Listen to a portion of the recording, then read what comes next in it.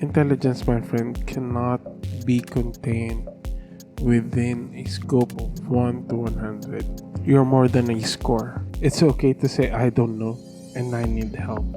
Isang magandang bagay kapag humble ka, it becomes an opportunity for you to learn. Don't be shy to be the dumbest person in the room. That is an opportunity for you to grow. Magandang araw po sa ating lahat. My name is CJ and welcome sa ating podcast. Maraming pong salamat for those who subscribe. Maraming pong salamat this past 2 weeks, this past 2 episodes.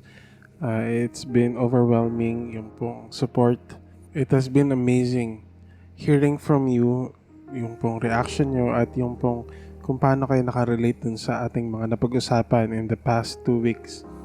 So yung una po natin is all about who you are, your identity. At yung pong ating second is about quitting. Kailan ba tayo dapat huminto? Dapat ba tayo huminto? Kailan ba nating sumuko? Kailan yun valid? At kung hindi nyo pa po napapanood, I'll just put something here para ma-check nyo po at yung links nandun sa description natin sa baba. In relation po dun sa mga feedback po from our previous episodes, as a response po sa ilang mga comments from our previous episodes, I've heard from some of you regarding their struggle sa kanilang mga studies.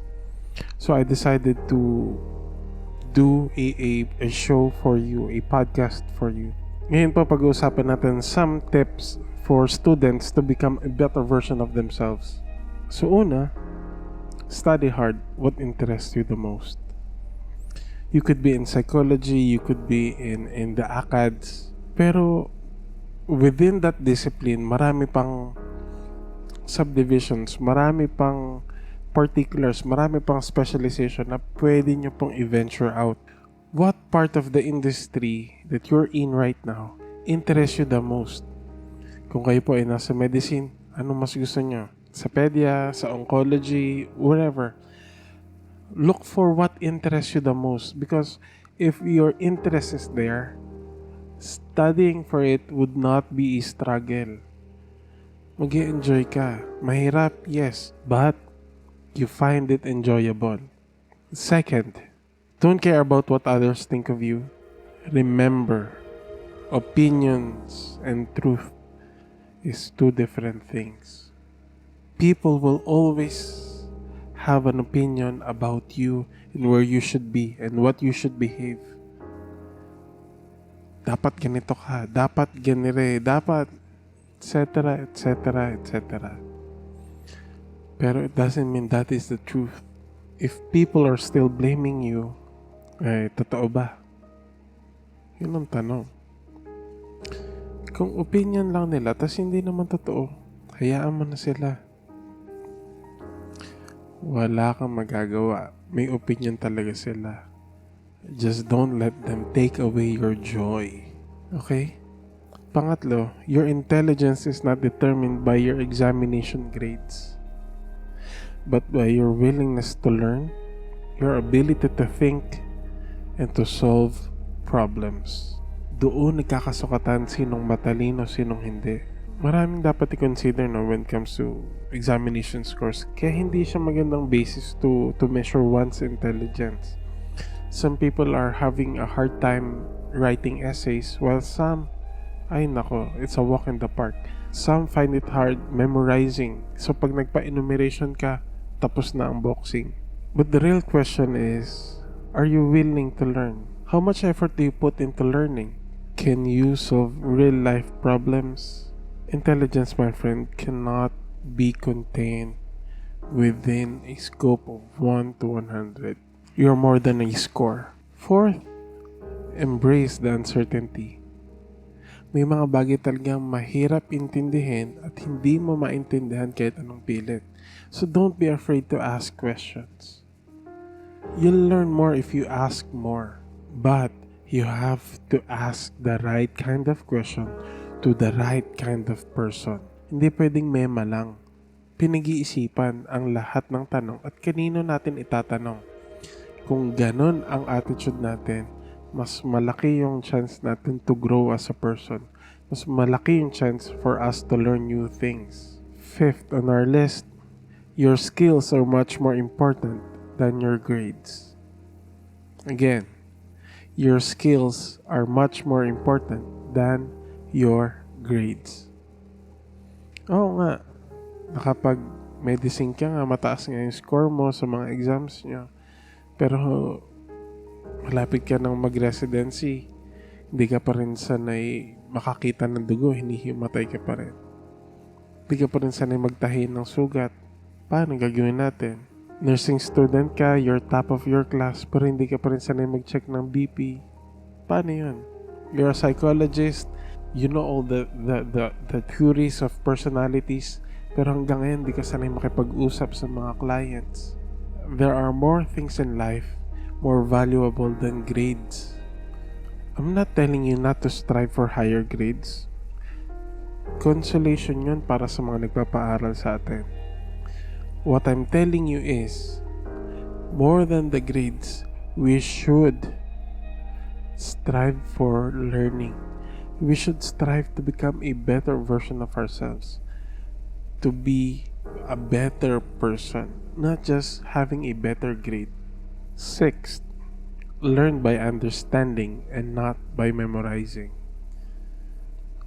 May mga bagay, lalo na dun sa mga younger years natin sa school, that the only way for us to pass an examination is for us to memorize a series of dates, a bunch of theories. Kailangan natin i-memorize. But as we grow older, as we mature, as we proceed to higher levels of learning, mas nagigets natin, hindi pwedeng na-memorize mo lang. Kailangan na intindihan mo. In life, in ACADS, in our corporate world, mas importante yung naiintindihan mo kaysa kabisado mo lang. Next on our list, it's okay to say, I don't know and I need help. Alam niyo po, humility is necessary for growth. And not knowing things is not a bad thing. It's perfectly normal. Okay lang po yan na hindi mo pa alam lahat. Kaya nga meron tayong mga schools to teach us. We have teachers, instructors for us to teach you, to coach you, to answer your questions. Isang magandang bagay kapag humble ka, it becomes an opportunity for you to learn. Pag sinabi mo, I don't know that, can you teach me? It opens the horizon para ikaw matuto, para ikaw maturuan, para ikaw matuto. It is an opportunity for us to learn. And when we learn, we grow. When we grow, we become a better version of ourselves. Alam niyo po, schools is a safe place for us to learn. It's the perfect place to learn. Don't be shy to be the dumbest person in the room. That is an opportunity for you to grow. School is a safe place to learn and not a place for show-offs. Mga pasikat na yan. Hayaan nyo lang sila.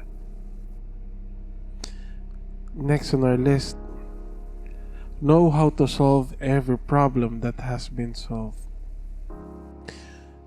Hindi pwedeng tanongin lang natin, anong sagot dyan? Tanungin natin, paano mo naabot yung sagot na yan? If we know how they did it, baka ma-reverse engineer din natin. Baka magawa natin, paano natin masasolve din yung problem na yon using our own pace. Remember, you and I learn differently. We may be studying the same thing, pero magkaiba tayo ng pacing ng pag-aaral, pacing ng pag-absorb ng data. We differ in how we perceive things. So if you know how they did it, maybe you can also figure out the fastest way for you to learn it. Next, explore the world. We have to create new hobbies, new skills that we need to master. Bakit po? Because if studying is our A, the things that we do in our hobbies, in our pastime, could be considered as our B. You know, the things that we do in our B, the values we develop in B, the skills and the mastery that we absorb in doing our B could be transferred to our letter A. Because these values that we get, these traits, these skills, make us a better person. You, as the host of learning, become a better person. So when you go back to your letter A, you become better at it as well. So don't box yourself na ito lang kaya kong gawin eh. Ito na yung nakasanayan ko. Hindi. Explore. Learn new things. Go out and explore. Next, there's no harm in doubt and asking questions. Ganun ba talaga yun? Yun ba talaga ang sagot doon? Parang hindi naman ata ganun dapat. When we ask those things out of curiosity and the desire to learn, if we ask that with good intent, they are avenues for discoveries. Tandaan natin na yung mga philosophers natin, yung mga inventors, mga sikat na mga scientists, all their work was based on them questioning the status quo. It's an avenue for you to learn. And lastly, never forget about the Lord. If you want to become a better person, if you want to become a better student, if you want to become a better son or a daughter, never forget the Lord. Sabi ng Proverbs 127:1, unless the Lord builds the house, those who build it labor in vain. Unless the Lord watches over the city, the watchman stays awake in vain. Kahit anong pagpupumilit natin, if the Lord will not bless it, sayang lang yung effort. Tandaan natin, tayo lang yung tagatanim. Ang Lord pa rin ang nagpapatubo. Are you faithful in your study moments? Are you a faithful student? Are you a faithful son? Are you a faithful daughter? Are you a faithful believer? Are you a faithful person? Talagang binigay mo lahat, minaximize mo yung sarili mo. Are you? And if you are, and your grades is still not that high, friend, it's okay. It's okay. You did your best. No one will blame you for that. Don't be too hard on yourself. Don't punish yourself. As I close this podcast, I would like to thank you. Thank you for the support. Thank you. So if you like what you have heard, press that like button. Kung may nalampasan ako, i-comment nyo dun sa comment section natin. If you find it amusing or you find value in what we have discussed, can you press that subscribe button? That will help me a lot. Thank you guys. God bless you.